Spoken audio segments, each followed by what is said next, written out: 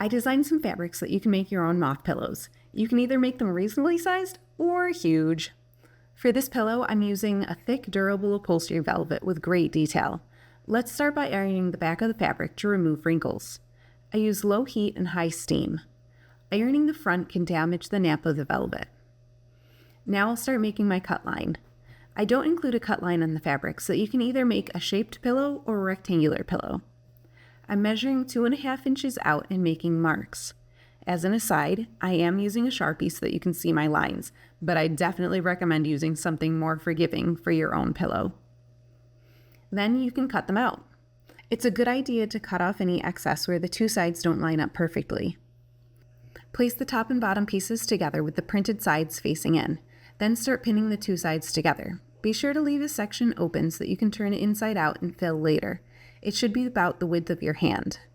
To sew, I'm leaving a 1/4 inch seam allowance and using a straight stitch. I prefer to go around twice for added durability. To turn it out, push the tip of one of the wings in towards the opening and pull it out. In areas that have a tight curve, you may have puckering. To fix this, turn it back in and make a few shallow cuts on the inner curve to loosen the tension. Then you can fill it up. I'm using a plush polyfill. Be sure to push it into the outer edges as you go, and try not to overfill or it'll cause puckering. To close it up, I recommend using a ladder stitch. This stitch really isn't my strong point, so you may want to watch a tutorial on it.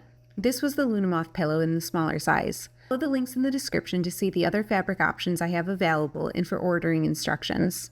If you enjoyed this video, please consider liking and subscribing, and go ahead and follow my art page, Moth on the Wall.